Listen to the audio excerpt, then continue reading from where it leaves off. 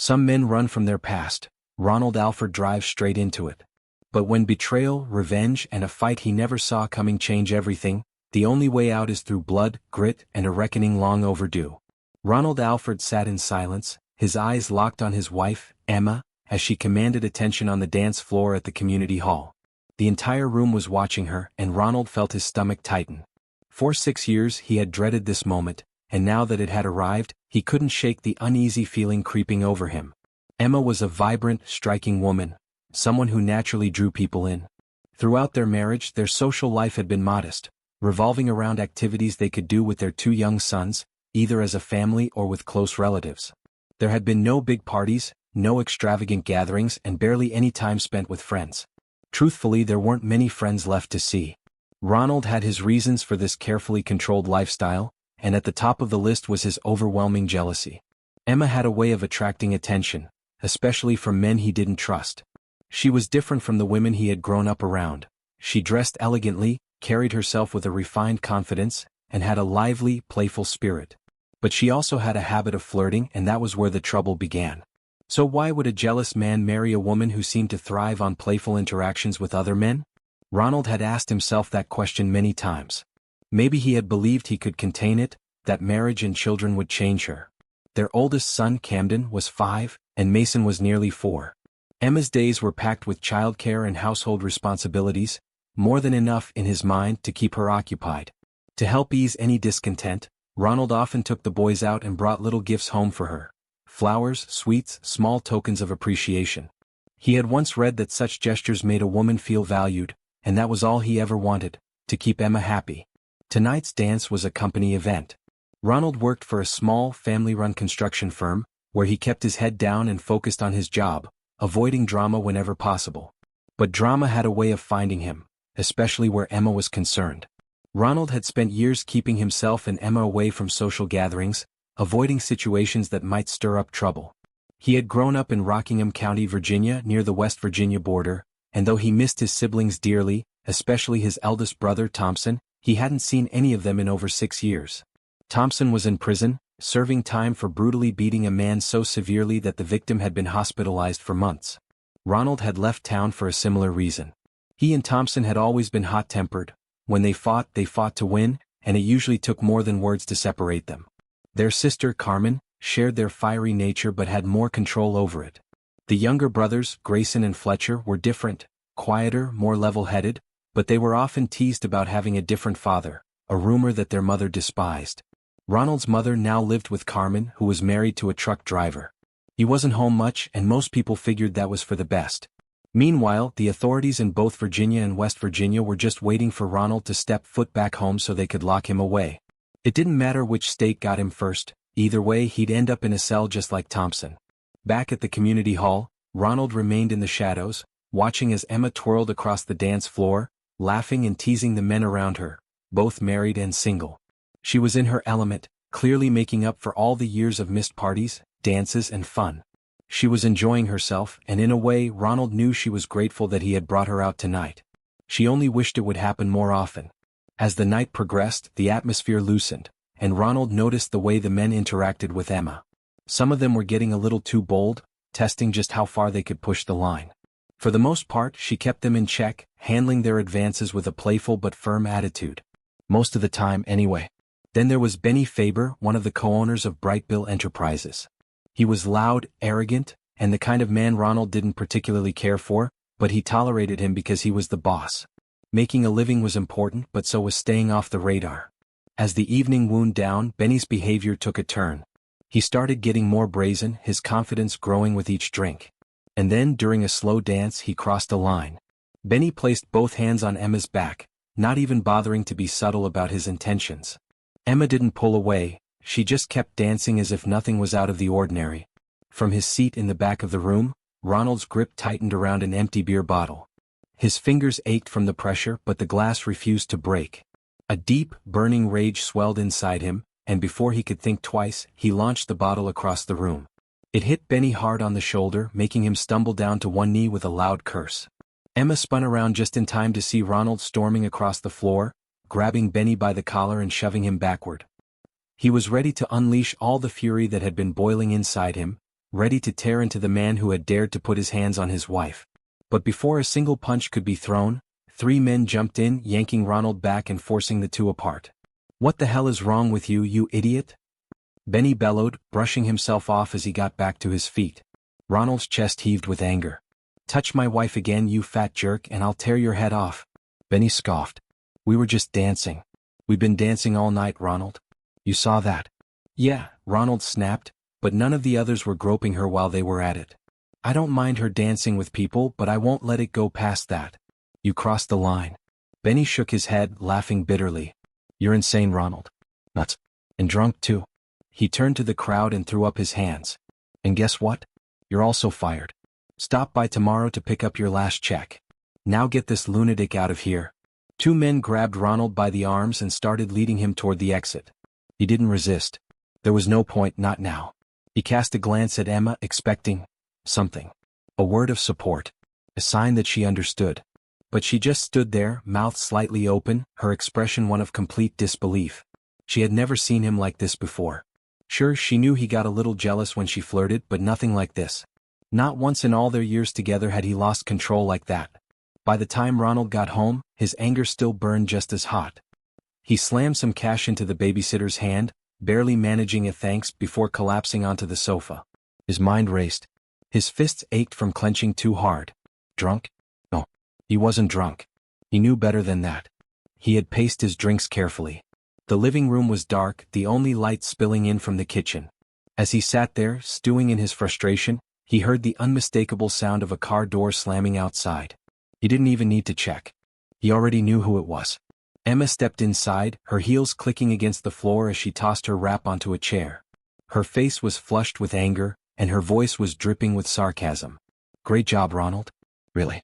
Thanks for making this a night to remember. I've never been so humiliated in my life. Just fantastic." Ronald remained seated in the dimly lit living room, staring at nothing in particular. He had nothing left to say. Emma frowned when he didn't respond. "Did you hear me? Or are you so drunk you can't even think straight?" "I'm fine," he said quietly. "I see you made it home okay." She scoffed. "No thanks to you." Ronald clenched his jaw but didn't argue. What was the point? He had already lost. Emma shook her head, her anger simmering. "You made a fool of yourself, Ronald." With that, she stormed off, slamming the bedroom door behind her. Ronald sat in silence for a while, then grabbed his keys and walked outside. He spent the rest of the night in his truck, sleep coming in restless, broken intervals. The next morning. By dawn, Ronald had already grabbed a quick breakfast and was sitting in the company parking lot, waiting for the payroll office to open. The waiting was unbearable. Too much time to think. Too much time to replay the events of the night before.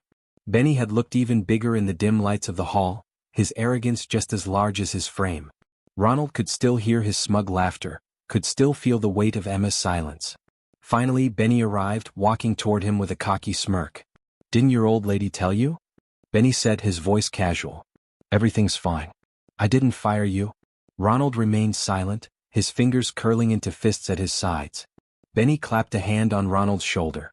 "Look, I'm sorry about the little misunderstanding last night," he said, clearly expecting gratitude. "I'm sure everything will be just fine from now on." Then Benny made a mistake. "We're all looking forward to seeing you and your wife at more of our parties." That was it. Ronald didn't hesitate. With a single, controlled motion, he pulled his fist back and drove it straight into Benny's jaw. The bigger man reeled backward, stumbling as a second punch sent him to the ground. The parking lot fell silent. The other men stepped back as Ronald walked away, unfazed, heading straight for his truck. Some of them rushed to help Benny up, but many just stood there, too stunned to move. They had never seen anything like it, leaving it behind. When Ronald got home, Camden and Mason were in the backyard, playing without a care in the world. He stepped onto the porch, let out a sharp whistle, and the boys immediately ran to the truck, climbing in without question. As he pulled out of the driveway, he spotted Emma rushing onto the back porch, her arms waving wildly as she shouted something. Ronald didn't stop. An hour later, they were on Interstate 81 heading south. By Monday, Ronald had secured a job that kept him away from home most of the week, leaving on Mondays and returning on Fridays. It wasn't ideal, but it provided steady income and, more importantly, distance. That evening, he sat in Carmen's living room, the tension in his chest easing just a little. Her husband, Rick, was quiet, not asking any questions, just offering a place to land. After a while, Carmen spoke up. "I'll go up to Pennsylvania and pick up some clothes and toys for the boys," she offered without hesitation. Ronald let out a dry chuckle. "Didn't take you long to volunteer." She smiled. "Someone's got to make sure those kids have what they need." And for the first time in days, Ronald felt something other than anger. Relief. Carmen didn't hesitate to volunteer. If anyone could handle Emma, it was her. She was tough, sharp-witted, and had a fierce, no-nonsense attitude. Ronald often joked that the only reason Rick had married Carmen was because he was too scared to say no. That evening, as Carmen sipped her coffee, she heard a car pull up. She let out a sigh and muttered, "Oh great, now what?" She wasn't sure how much more of this she could take. Emma stepped into the living room, her face pale, her body tense. Without a word, she collapsed onto the sofa. Carmen leaned forward, her expression unreadable. "I'm Ronald's older sister," she said firmly. "I promise I won't hurt you, but I'm not putting up with any nonsense. Do you understand?" Emma scoffed. "No, I don't understand. You're in my house and you're not the boss of me." She sat up straighter, fire in her eyes. "As long as you're here, I'll do and say whatever I want, whether you like it or not." Carmen studied her for a long moment and suddenly she understood. That's why Ronald married her. Emma had a backbone, and despite everything, there was something in her that reminded Carmen of herself. Then Emma's voice cut through the silence. "Where the hell is my husband?" Carmen's expression hardened. "Why do you care?" she shot back. "He's my brother. He has your kids and they're fine. They're having a good time." Emma's eyes widened. "Where are my kids?" "They're back in Rockingham County." Emma's body went rigid. "Why?" Carmen met her gaze with an icy stare. "Because if Ronald had stayed here, he probably would have killed you." Emma froze. Her breath caught in her throat. "Why the hell would he want to kill me?" Carmen set down her coffee cup, her voice cold and precise. "Because you cheated on him." Emma's lips parted, but no words came out. Carmen shook her head. "And that's something no Alford man will ever forgive." Emma swallowed hard, but before she could say anything, Carmen took another sip of her coffee. "Honestly, I'm amazed he didn't kill you right there. You must be really blonde, because that was the dumbest thing any woman could say to Ronald Alford." "Seriously dumb?" Emma sat in silence, staring at her hands. After a beat, Carmen leaned back. "So, what exactly happened that got Ronald fired in the first place?" Emma let out a heavy sigh. "I spent the whole night acting like some college girl at a frat party. I could tell Ronald was getting mad, but I was having fun." Carmen smirked. "I bet that went over well." Emma ignored her. Then Benny Faber got a little too bold and Ronald snapped. He stormed out before things could settle down. Carmen raised an eyebrow. "And?" Emma shifted in her seat. "I talked to Mr. Faber for about 10 minutes after Ronald left. He admitted firing him was a mistake. He even said Ronald was justified and could keep his job. He apologized to me and told me to pass the message along to Ronald." Carmen crossed her arms. "And did you?" Emma hesitated. "No. I never got the chance." Carmen studied her, then asked the real question. "So, did you actually cheat on Ronald?" Emma's head snapped up. "No way. I'd never cheat on him." Carmen narrowed her eyes. "Then why the hell did you say you did?" Emma looked away. "Because I was mad. He accused me of being a cheater." Carmen let out a low whistle and shook her head. "Wow. That's the dumbest thing I've heard all day." Emma stiffened. He wouldn't?" Her voice wavered. "Oh God, no." Carmen gave a humorless chuckle. "Faber won't be out of the hospital for at least 3 weeks. That's the Ronald we all know and love." The room fell into a heavy silence. Emma finally spoke, her words slow, like she was just coming to terms with reality. "He can't come back here, can he?" "Nope," Carmen said bluntly. Emma let out a deep sigh. "And he can't stay there either?" "That's right." Emma ran a hand through her hair, clearly overwhelmed. "What am I supposed to do? Are you trying to get me killed?" Carmen shrugged. "Not my problem." Emma hesitated. "Can I at least have your phone number? In case." Carmen gave a small nod. "I can give you that, but don't expect me to pick sides here. Ronald is my brother. Family comes first." Emma stared at her hands for a moment before speaking again. "We've got some money saved up for a house. Does Ronald need any? I can get it for him." Carmen waved her off. "He's fine. He's with his family, he doesn't need anything. But hold on to that money. You might need it. A fresh start." 2 hours later, Carmen was heading south, making a call to an old friend. Garnet, an older woman who had practically helped raise the Alford siblings, agreed to watch Camden and Mason until Ronald got settled. She had a knack for taking care of kids and made the best grits in the county. Carmen was also looking into rental cabins in Winchester, Tennessee. Ronald needed somewhere quiet, somewhere out of reach. She figured she'd take the boys down and help him set up the house, as well as find someone to watch them while he worked. Ronald wasn't planning on leaving until Monday morning, which gave him the whole weekend to relax with his family. At least that was the plan. Back home, the Alfords did what they did best, kept things low-key but full of food and laughter. Cold beer flowed and 2 grills were loaded with ribs and burgers. For the first time in a while, Ronald felt like things might be okay. That was until the phone rang. Fletcher answered, chuckling as he hung up. His laughter drew the attention of the whole family. "Damn it, Fletch, what the hell is so funny?" Carmen was the first to speak up. Still grinning, Fletcher leaned back in his chair. Danny from the grist mill said an angry blonde Spitfire just rolled into town asking where she could find Ronald Alford. Ronald exhaled sharply, rubbing his face. "Emma?" Fletcher nodded. "She's making the rounds, spreading the news." Then he turned to Ronald with an amused look. "Hey, do you remember a guy named Richard Griffith from Page County?" Ronald's expression darkened. "Yeah. That tough guy who lived just east of Luray?" Fletcher smirked. "Well, my good brother, you're gonna love this." Fletcher grinned as he leaned in. "Richard Griffith is looking for you too. And from the looks of it, tonight, your wife and Richard are going to end up in the same place at the same time." The room fell silent. Ronald exhaled sharply and stood up. "Y'all need to excuse me for a few minutes. I'm going to go find my loving wife." Fletcher and Grayson exchanged excited glances, eager to follow, but Ronald shot them a look that told them to stay put. He didn't need an audience for this. The confrontation. By the time Ronald arrived, the air was thick with tension. Richard Griffith was standing there, a hulking man with thick arms and a gut to match. The extra weight could work in his favor, or slow him down. It all depended on how this played out. Carmen and Ronald stepped closer, the entire crowd watching, waiting to see what would happen next. Then Emma's voice rang out, sharp and furious. "You lay one finger on my husband, you miserable jerk, and I'll rip your balls off and feed them to my dog." Ronald chuckled to himself. They didn't even have a dog. Richard sneered.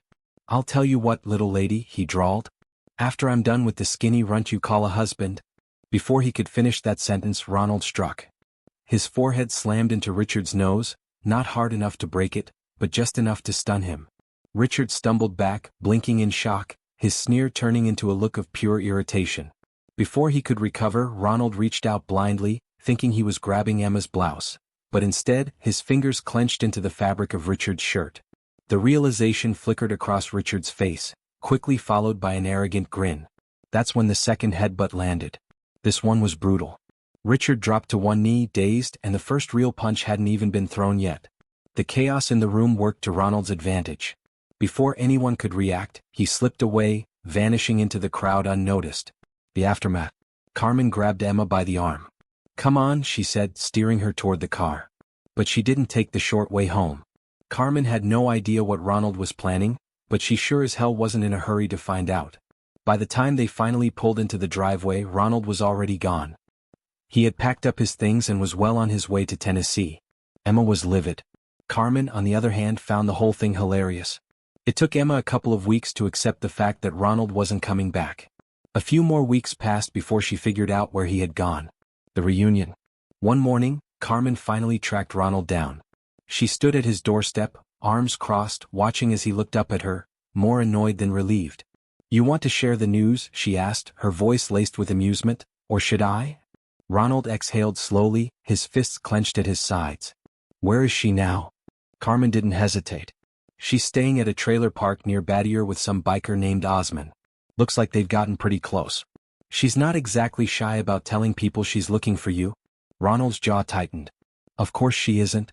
She bounces around a lot, but her favorite place seems to be a bar called the Monkey Barn." Carmen smirked. "Classy, huh? Osman works as a trainer at a gym downtown. Thinks he's a tough guy. Calls himself a biker, but he's not part of any real gang." Ronald let out a slow breath, his blood boiling just thinking about it. The Monkey Barn. It took about 10 minutes, but eventually, Emma spotted Ronald sitting in the corner with Carmen. The second she saw him, she started acting up, louder, flirtier, laughing a little too much. She wanted a reaction. Ronald didn't give her one. That only pushed her to do more. Grabbing 3 beers from the bar, she sauntered over, placing a bottle in front of each of them. Osmond remained on the other side of the room watching closely. Well, Emma drawled, a smirk playing on her lips. If it isn't my dear husband and his loving family. Fancy running into you here. Ronald's voice was cold. What do you want, Emma? She leaned against the table, tilting her head playfully. Why do you keep running from me? You know I don't like being ignored. Maybe if you got the hint, I wouldn't have to run. Emma rolled her eyes.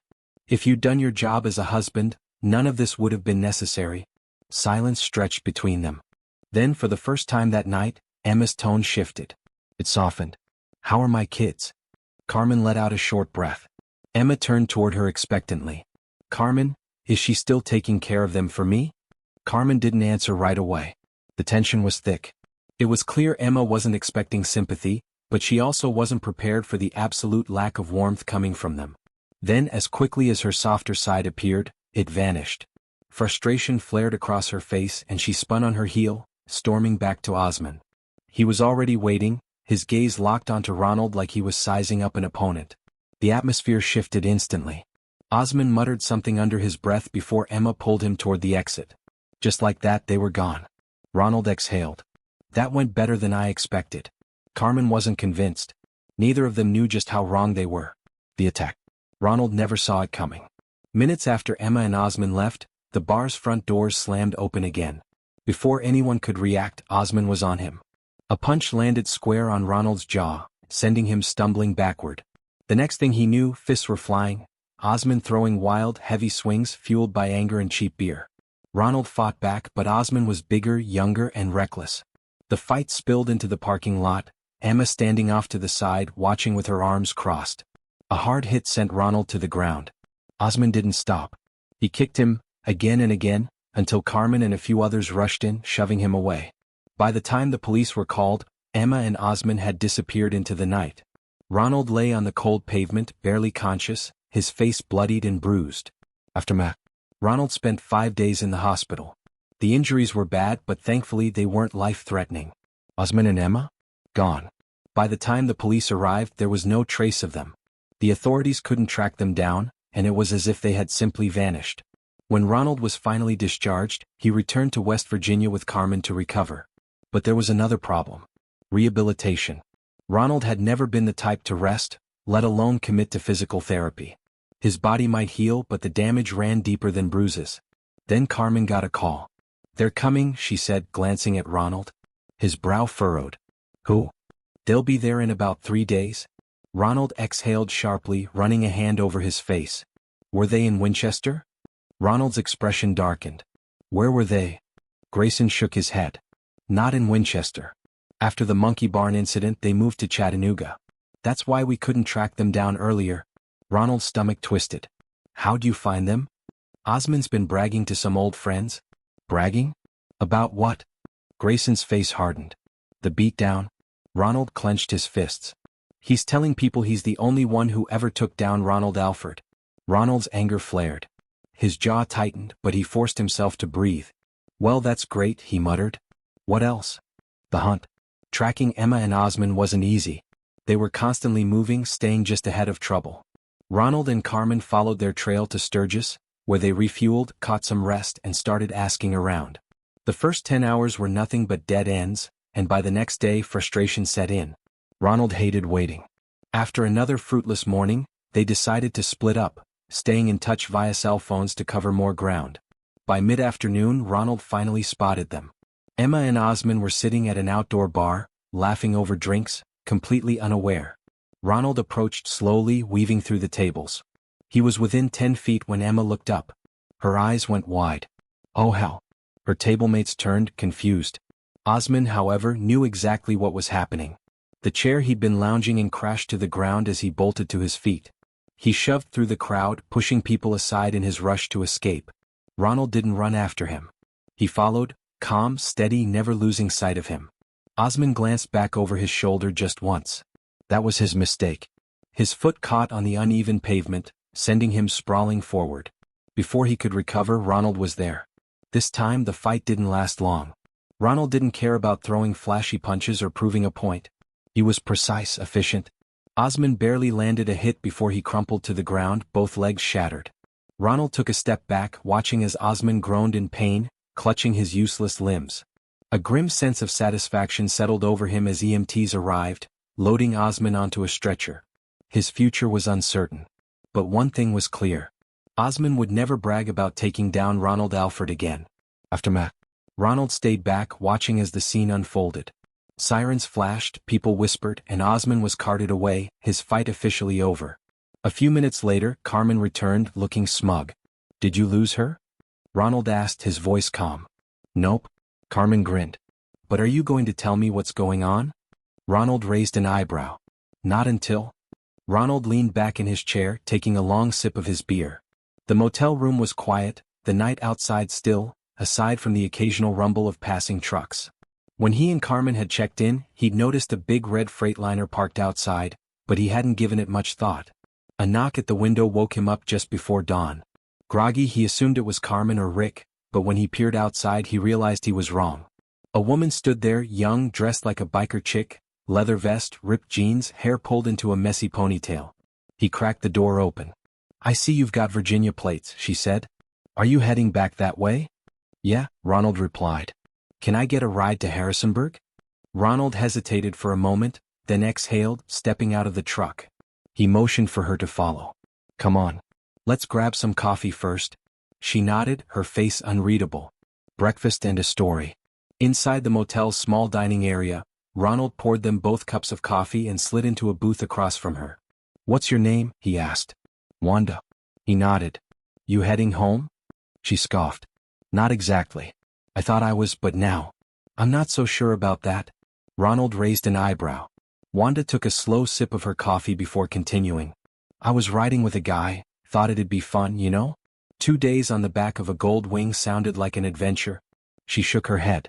"Turns out not so much." Ronald listened quietly as she went on. "He didn't even bother getting us a motel room. And I refused to spend another night in a damn camping tent." "That does sound rough," Ronald admitted. Wanda let out a dry laugh. "It gets worse." She pushed a fry around her plate before looking up at him. "The guy offered to share me with some of his biker buddies." Ronald's jaw tightened. "That's when I decided to get the hell out of there." By now, Wanda had eaten most of her burger and fries, clearly starving. She wasn't rail thin, but she had that hardened, road-worn look, someone who'd been through more than she let on. Ronald didn't say much. He didn't need to. She was already telling him everything he needed to know. Loose ends and the road back. By the time they left town, Osman was still in the hospital in Rapid City, recovering from his injuries. His Harley had disappeared while he was laid up, and Emma? Vanished. No one had heard from her. No one was looking for her either. The long drive back to Virginia was quiet at first, just the hum of the engine and the occasional small talk. But somewhere in Indiana things shifted. Wanda had been staring out the window when something seemed to click. She turned to Ronald. "What's your last name?" "Alford," he replied. Her expression changed instantly. "Ronald Alford?" Something in her voice made him glance over. She sat back, studying him like she was seeing him for the first time. "You're not just any guy, are you?" she murmured. "I've heard of you. People in Virginia still talk about you." Ronald just smirked, keeping his eyes on the road. By the time they pulled into town, Wanda had settled in. Where exactly, neither of them knew just yet.